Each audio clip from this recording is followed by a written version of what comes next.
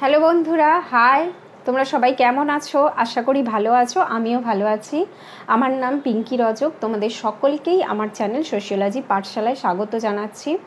তোমাদের যদি আমার ভিডিও ভালো লাগে, যদি পছন্দ হয়, তাহলে প্লিজ আমার চ্যানেল সোশিওলজি পাঠশালাকে সাবস্ক্রাইব করে আমার পাশে থেকো। ভিডিওগুলি লাইক করো, বন্ধুদের সাথে শেয়ার করো, এবং যদি ভিডিও রিলেটেড কোনো রকম প্রশ্ন থাকে তাহলে প্লিজ আমার চ্যানেলে কমেন্ট করো। তাহলে দেখো বন্ধুরা, আজকে আমি তোমাদের কি পড়াবো। আজকে আমি তোমাদের সমাজতত্ত্বের দুটি খুব গুরুত্বপূর্ণ টপিক পড়াবো। এক হচ্ছে কাস্ট এবং দ্বিতীয় হচ্ছে ট্রাইব। কাস্ট এবং ট্রাইবের মধ্যে কি পার্থক্য বা ডিফারেন্সেস রয়েছে সেটাই তোমাদেরকে পড়াবো। তাহলে চলো স্টার্ট করা যাক।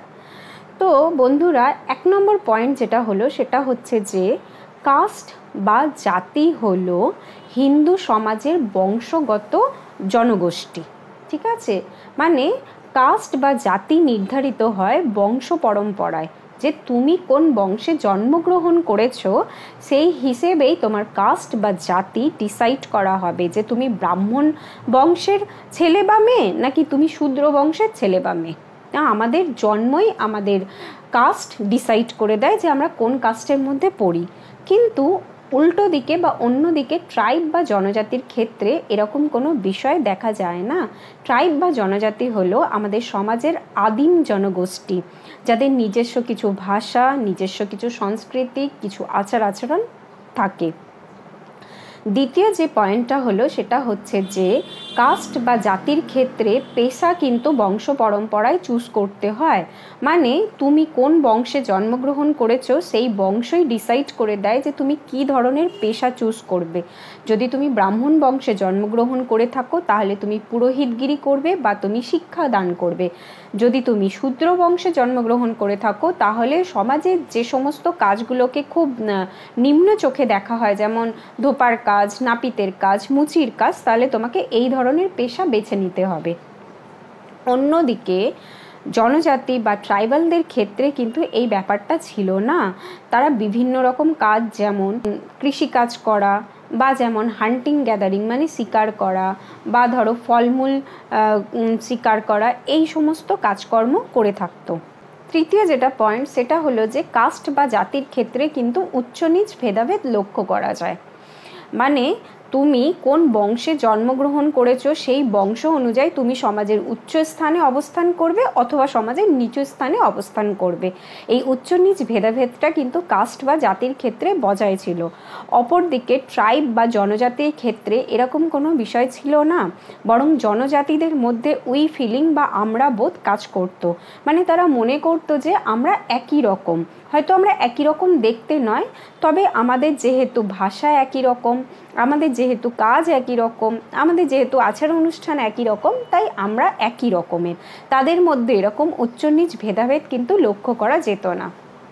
চতুর্থ হলো বন্ধুরা জাতির ক্ষেত্রে বিবাহ ব্যবস্থা।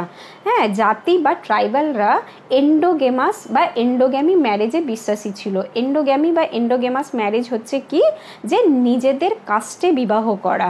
ইন্টার কাস্ট ম্যারেজ এখানে লক্ষ্য করা যেত না।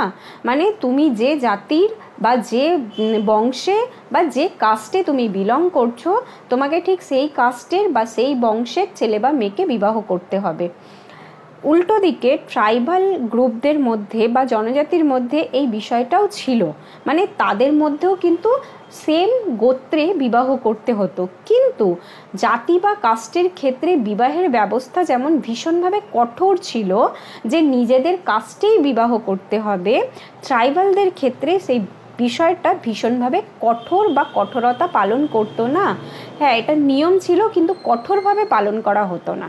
চতুর্থ যে পয়েন্টটা বলবো সেটা হচ্ছে যে কাস্ট বা জাতি এই ব্যাপারটাই কিন্তু মেন স্ট্রিমের সাথে মিশে গেছে।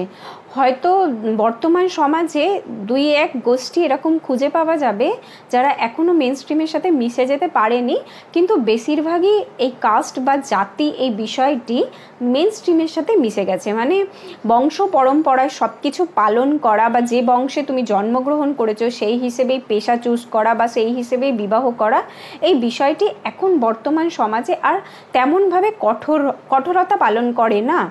কিন্তু অন্যদিকে জনজাতির ক্ষেত্রে এই বিষয়টা কিন্তু এখনও লক্ষ্য করা যায়। মানে ট্রাইবাল পিপলরা বা জনজাতি গোষ্ঠী কিন্তু এখনও সেইভাবে মেন স্ট্রিমের সাথে মিশে যেতে পারেনি।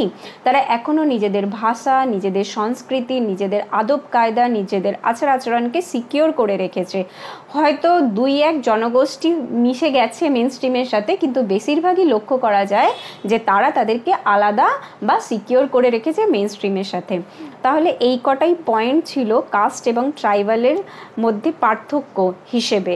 আশা করি তোমরা এই ভিডিওটা দেখলে বিষয়টি বুঝতে পারবে। যদি বুঝে থাকো তাহলে প্লিজ আরেকবার বলছি চ্যানেলটা সাবস্ক্রাইব করে আমার পাশে থেকো।